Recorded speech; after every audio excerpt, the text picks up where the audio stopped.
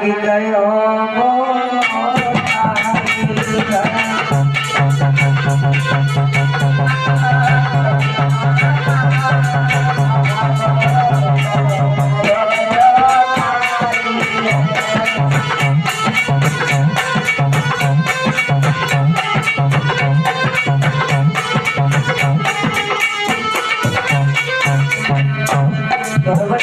मैया को ढूंढते हुए छोड़ दिया और घर में भगवान का भजन करने के लिए चल दिया।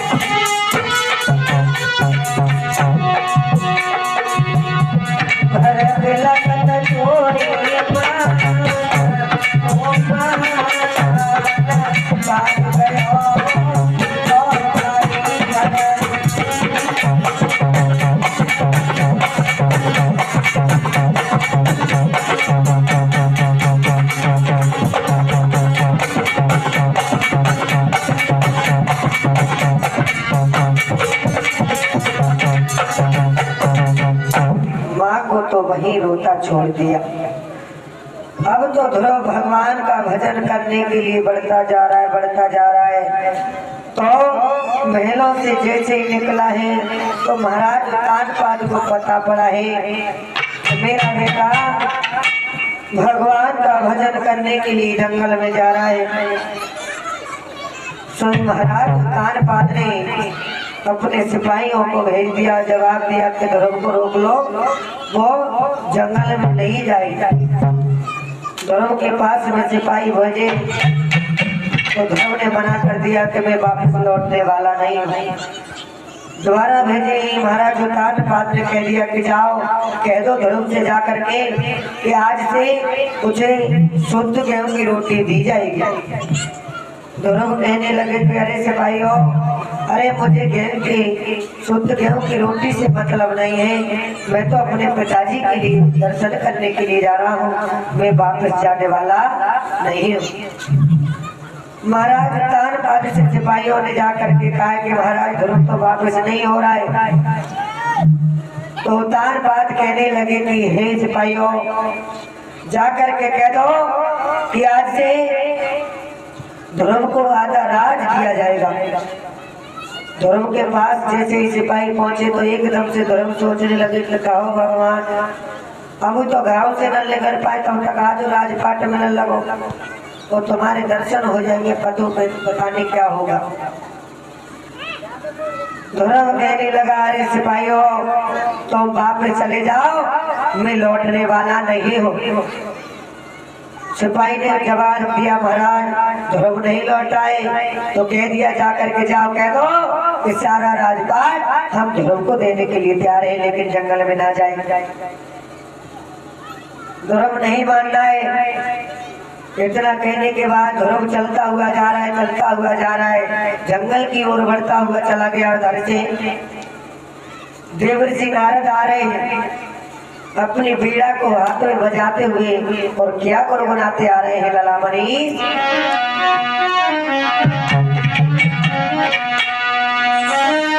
नारायण नारायण नारायण।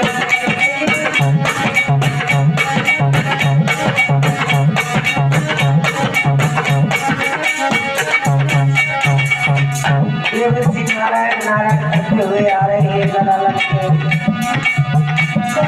नारायण नारायण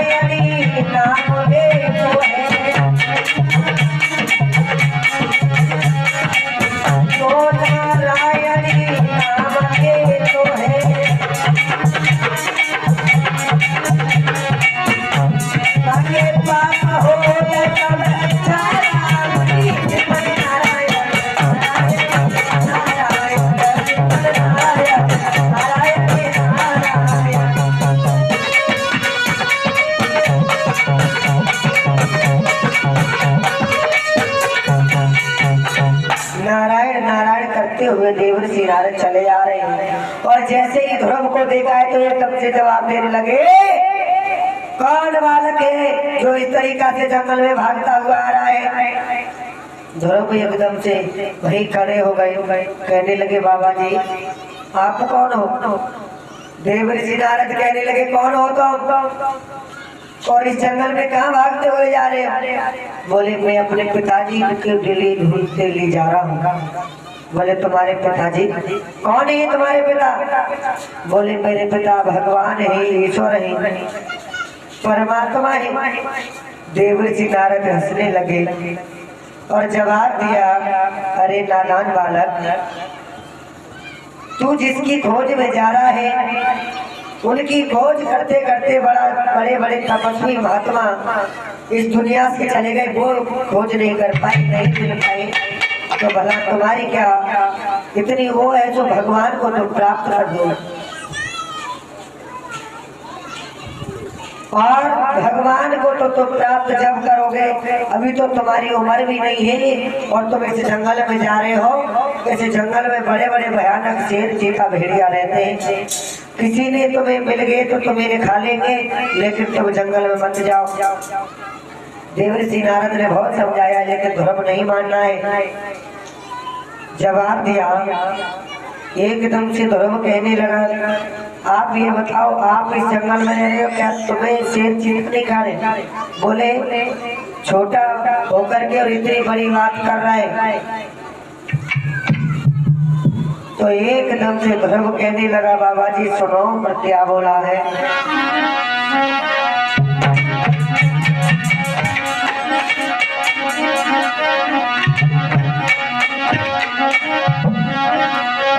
बोला ही ध्रुव समझा करके कि हे देवर्षि नारद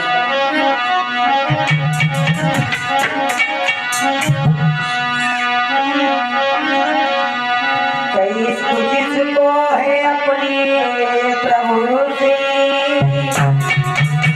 ललामणि, इसको जिसको है अपने प्रभु से वो सदा सरकटा दे रहे।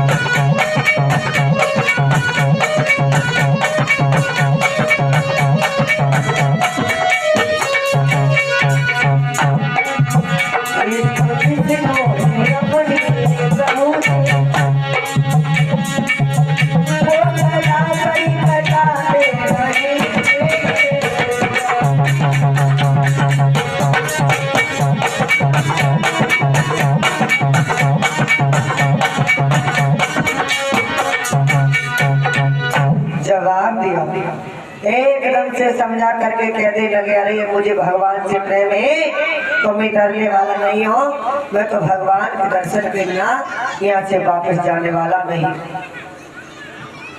देवर्षि नारद समझ गए इसका मतलब इस बालक के अंदर भगवान के प्रति प्रेम है। तो एकदम से धर्म से समझा करके कहने लगे, बेटा तुम एक बात बताओ। बोले क्या? बोले ये बताओ तुमने कोई गुरु बनाया है? गुरु? ध्रुव कहने लगा, महाराज ये गुरु क्या होता है, कौन से पेड़ पर उतरता है? देवर्षि नारद कहने लगे, गुरु पेड़ पर नहीं उतरता। बोले वाह। बोले बेटा गुरु वो होता है जो अपने शिष्य को अंधकार से और प्रकाश की ओर लेकर के जाता है। यानी कि जो गलत मार्ग पर शिष्य होता है उसे सही मार्ग दिखाना गुरु का काम होता है। और यदि बिना गुरु के तो कोई ज्ञान प्राप्त होने वाला नहीं है। जिसी प्रकार जब तक तुम किसी को गुरु नहीं बनाओगे, जब तक तुम्हारा कोई गुरु नहीं होगा, तुम्हें भगवान की प्राप्ति नहीं हो सकती। एकदम से ध्रुव कहने लगे, तो जंगल में हम किन्हीं गुरु बनाए, एक काम करो तुम ही गुरु हमारे बन जाओ। सोई देवर्षि नारद कहने लगे, हमने ही कोई अकल बताई हो तो हमसे ही चला लगा। सोई जवाब दिया कि हे बेटा चिंता मत करो, आप एक काम करो, हम आपको एक द्वादशी मंत्र बताते हैं, उसका जाप जा करके करो तो तुम्हें भगवान की प्राप्ति हो जाएगी। ध्रुव को देवर्षि नारद ने द्वादशी मंत्र बताया है और बोले है क्या मंत्र बताया? मनी सुनिया।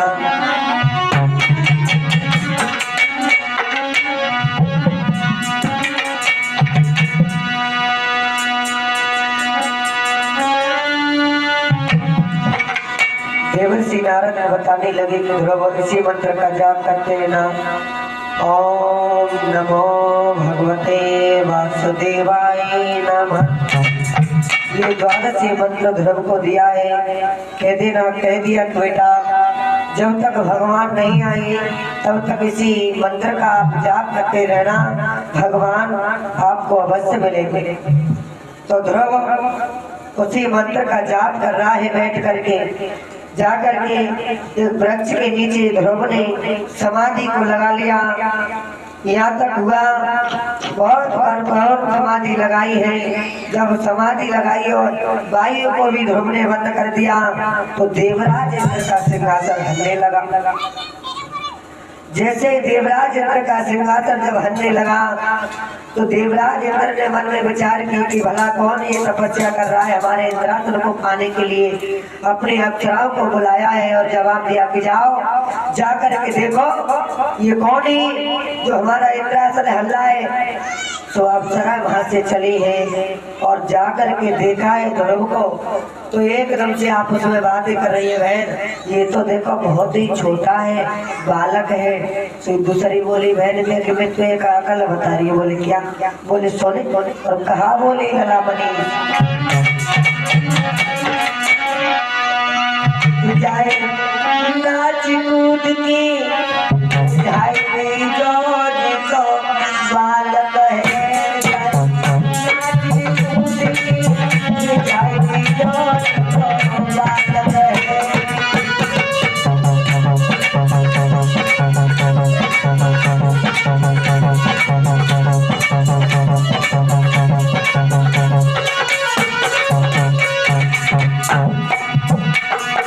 कहने लगी बहना तो बारिश की उम्र को बालक है और क्या नाच को लेके बैठाई लो बहना। और बोली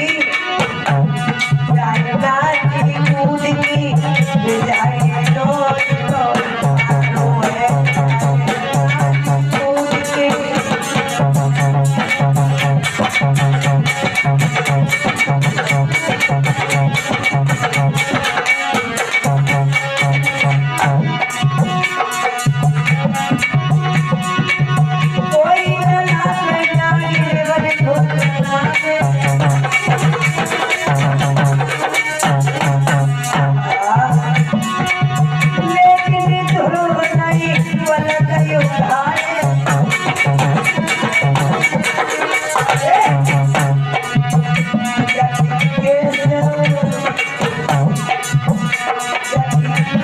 चौकियां खुलाई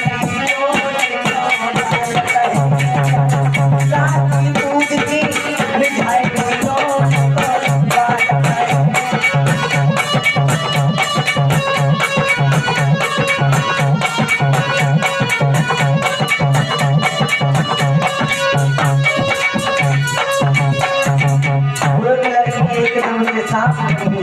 और जैसे ही धर्म के पास में पहुंची लेकिन धर्म आगे नहीं खोल रहा है और दूसरा लेके तो गजबे करे डालो लला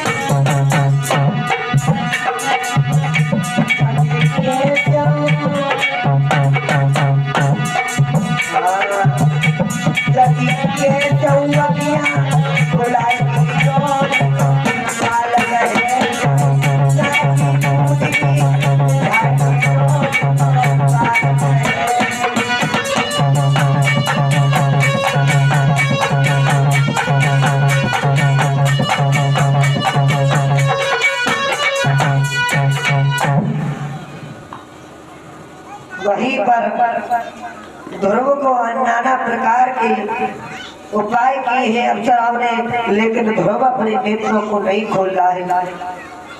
एक लड़की सरा बन करके ध्रुव के पास में पहुंची और ध्रुव को जगाने लगी तो ध्रुव फिर भी नहीं जगा। दूसरी शेर बन के घुर्राने लगी लेकिन ध्रुव नहीं उठाए, लेकिन तीसरी ने तो गजब ही कर डाला। ध्रुव की मौसी का रूप धारण किया और आवाज लगाने लगी, बेटा ध्रुव, बेटा अखियां खोलो बेटा, मैं तेरी मौसी तुझे जगा रही हूँ बेटा ध्रुव, नेत्रों को खोलो। लेकिन ध्रुव नेत्र नहीं खोल रहा है। बहुत प्रयास किया अप्सराओं ने, लेकिन ध्रुव किसी भी प्रकार से नेत्रों को नहीं खोल रहा है। लेकिन याद रखना मेरे भक्तों, जिस समय भगवान के भक्त पर कोई विपत्ति पड़ती है तो भगवान अपने भक्त की पीड़ा को सहन नहीं करते, तो भगवान की योग माया ऐसी हुई कि भगवान ने योग माया के द्वारा बर्रे कतैया वहां पर छोड़िए। सभी जैसे ही अप्सरा पीछे पड़ी तो अप्सरा वहां से वहां धरवा की ध्रुव तपस्या कर रहे वहां खड़े खड़े, तो एकदम से देवर्षि नारद भगवान विष्णु के पास में पहुंचे और कहने लगे, प्रभु ध्रुव तुम्हारी कब से तपस्या कर रहा है, आप क्यों नहीं जा रहे हो? भगवान कहने लगे, देवर्षि नारद मैं देख रहा था कि ध्रुव में मेरे प्रति कितना प्रेम है। तो भगवान ने देरी नहीं की और जैसे ही चले हैं जाकर के पहुंचे हैं ध्रुव के पास में, और जैसे ही ध्रुव के पास में पहुंचे तो भगवान अपनी हाथों की ताली बजाने लगे, लेकिन ध्रुव नेत्रों को नहीं खोल रहा है। जो भगवान की प्रेरणा ध्रुव के अंदर विराजमान थी, उस प्रेरणा को भगवान ने एकदम से खींचा है। सोई ध्रुव हाय पिता के करके एकदम जमीन पर गिरा, सोई भगवान ने गोदी में ले लिया। भगवान की एकदम से गोदी में ले लिया, सोई ध्रुव के नेत्र खुल गए। ध्रुव भगवान को बड़ी टकटकी लगा करके देख रहा है, कहने लगा, पिताजी मेरी मौसी मुझे मारती रही, लेकिन तुम वहां पर मुझे बचाने के लिए क्यों नहीं आए? तो भगवान कहने लगे, बेटा यदि वहां मैं तुझे बचाने के लिए आ जाता तो तू मेरा भजन करने के लिए यहाँ पर कभी नहीं आती। कोई बात नहीं, चिंता मत करो। इंद्र को आदेश दिया कि हे इंद्र, जा अपने ऐरावत हाथी को लेकर गया और उस पर बैठा करके मेरा बेटा को अयोध्या में छोड़ करके आ। चला है एकदम से उसी इंद्र ऐरावत हाथी पर बैठा करके बेटा ध्रुव को अयोध्या की तरफ ले जाने लगा। तो अयोध्या के नर नारियों ने देखा है कि ध्रुव तपस्या करके वापस आ रहे हैं, तो एकदम से ध्रुव आ गए। और जैसे ही ध्रुव को देखा है आते हुए, सोई ध्रुव ने जब अपने बुजुर्गों लोगों को पैदल चलते हुए देखा तो ध्रुव के मन में विचार आया कि मेरे जो बुजुर्ग हैं वो पैदल चल रहे हैं, मैं हाथी पर बैठा हूँ, ये मुझे शोभा नहीं दे रहा। लेकिन देखिए उस बच्चा की समझदारी, ध्रुव ने नीचे उतर गया और पैदल चलने लगा। और सबसे पहले ध्रुव अपनी वही मैया के पास में गया जिसने ध्रुव के गाल पर तमाचा दिया, मौसी के द्वार पर, और जाकर के आवाज लगा क्या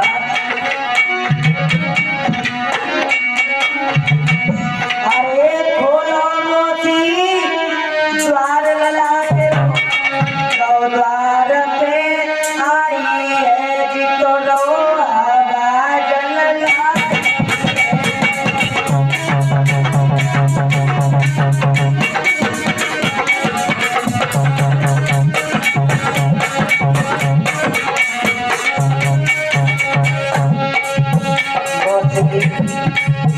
मौसी लेकिन मौसी के बारे में बोले आवाज लगाने लगा ध्रुव,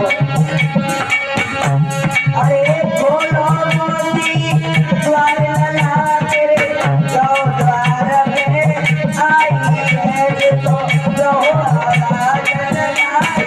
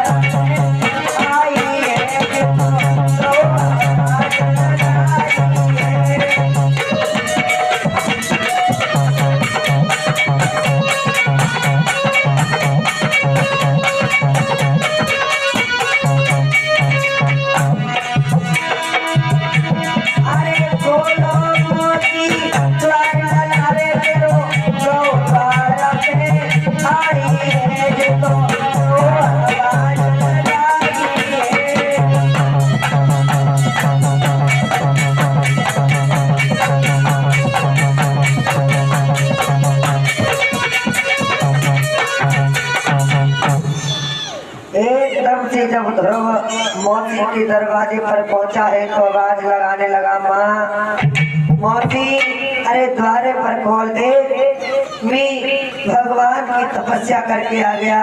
तूने कहा था कि तूने भगवान का भजन नहीं किया, तो मैं अब भगवान का भजन करके आया माँ, अब तो द्वार को खोल। तो एकदम से सुरजी के अपनी वाणी को बुलाया और कहने लगी, बहन तू जा एक काम कर, जहर लेकर के आ। तो वाणी कहने लगी, नकटी तब तो मारो हम जहर मंगा रही है। सोई जा करके एकदम सुरजी ने गेट को खोल दिया और बेटा ध्रुव को गोदी में बिठा लिया। ध्रुव को ले जा करके साथ में सुरजी चलने लगी। तर मैया सुनीति को पता पड़ा कि मेरा बेटा तपस्या करने के बाद में लौट आया है। महाराज उतान आदमी वहां पर आ गई, लेकिन सुरजी मैया को लेकर के ध्रुव अपनी मैया सुनीति के पास में पहुंचा है। तो एकदम से मैया की जो आंखों की ज्योति थी वो जा चुकी थी।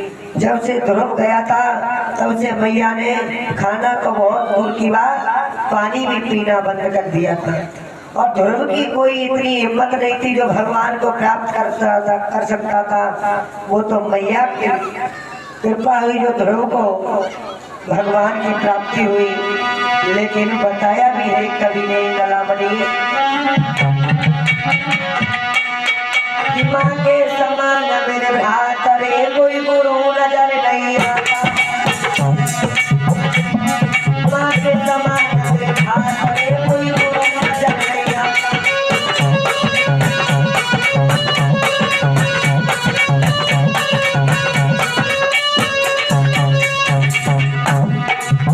माँ के समान कोई गुरु नहीं होता है बताया।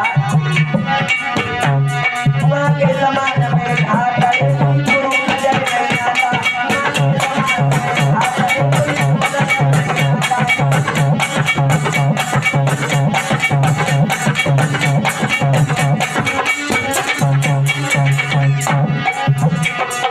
जब जब जगत में आता तब तब उसको नहीं पाता।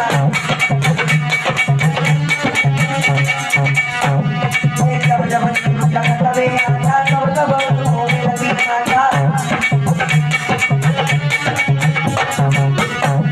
माता किया है अपमान करे कोई दूसरा नहीं मिलाता।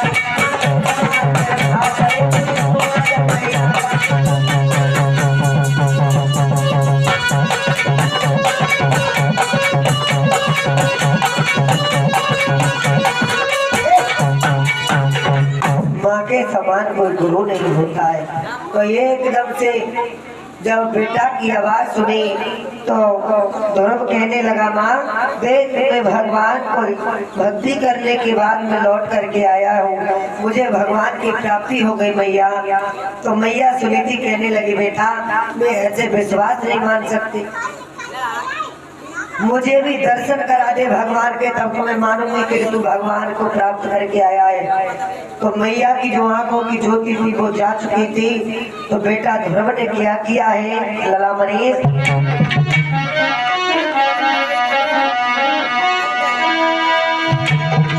मैया की अखियन में जने फूल धर की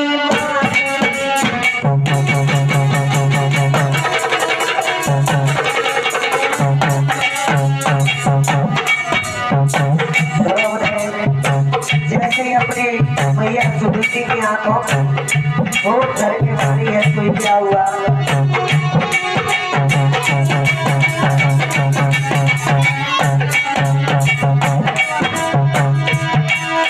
अरे मैया